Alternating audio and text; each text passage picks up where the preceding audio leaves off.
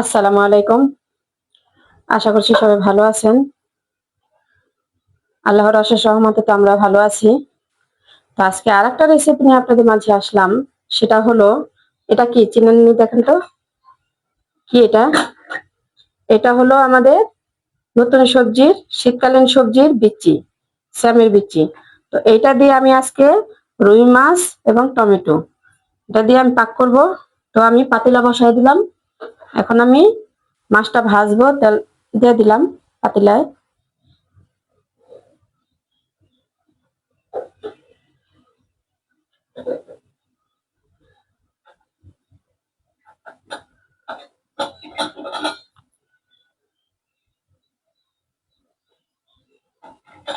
তো ঠিক আছে, তেলটা গরম হোক। আমি এ পর্যায়ে মাছের হলুদ মরিচ তুলে দিই।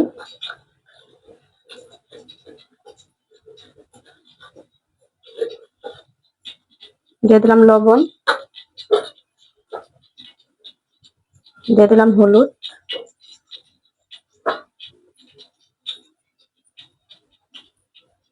তো তেলটা গরম হোক, তারপর আমি মাছটা দিয়ে দিব। তেলটা কিন্তু গরম হয়ে গেছে। এখন দিয়ে দিলাম এটা কিছু লবণ। আমি এখন মাছটা দিয়ে দিব। বিসমিল্লাহ।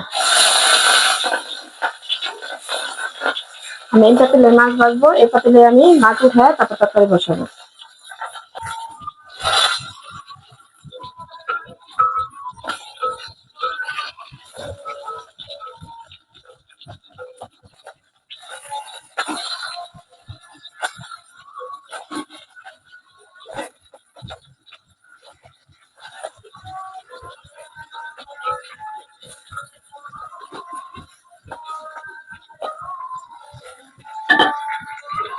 ঠিক আছে, আমি মাছটা ভাজা উঠাই।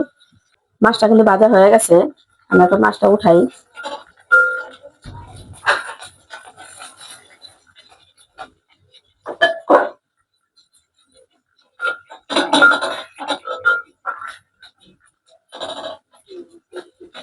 মাছটা উঠায় তারপর আপনাদের দেখাই। এই যে মাছটা আমি উঠায় নিলাম।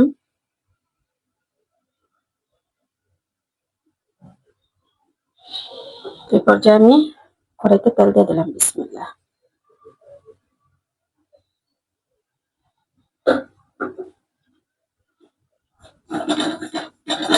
আর দিয়ে দিলাম পেঁয়াজ।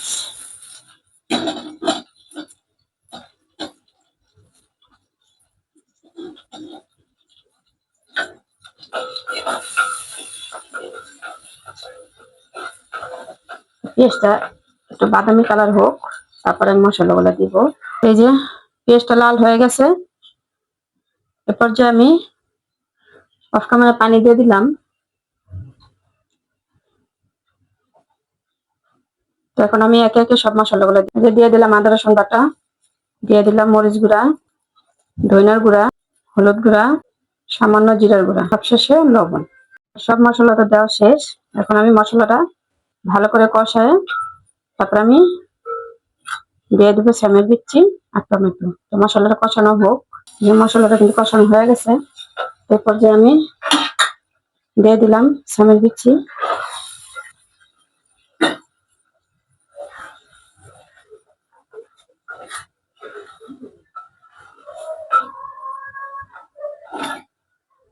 আর দিয়ে দিলাম কাঁচামরিচ, টমেটো।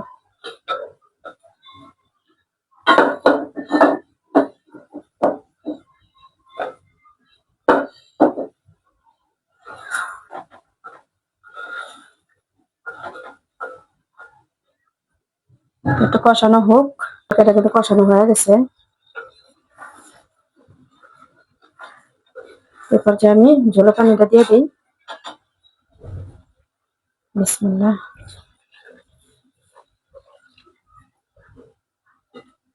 পানির পরিমাণটা একটু বেশি দিলাম, কারণ সিদ্ধ তো হতে হবে।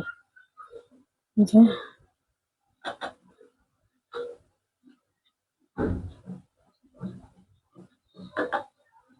কারেন্ট চলে গেছে। আমি কিন্তু মোবাইলে লাইট জ্বালে তারপর আমি ভিডিও করতেছি। তো ঠিক আছে, এখন আমি ঢাইকা দিই বলক আসার জন্য।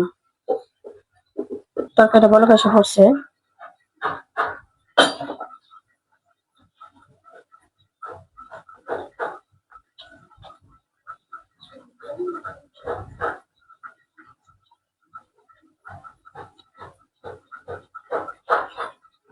বিচ্ছি বেড়ে গেছে।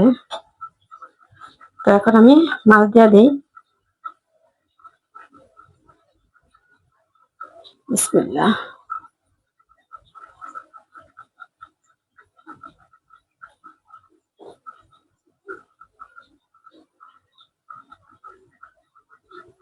মাছ দিয়ে দিলাম।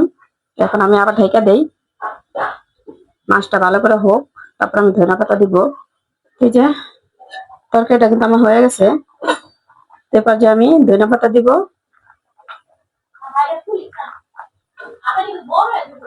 যে ধনিয়া পাতা দিয়ে দিলাম।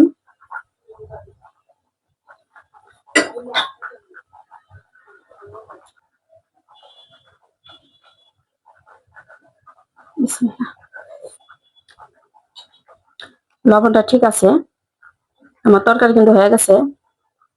আমি এই ঝোল রাখবো, কারণ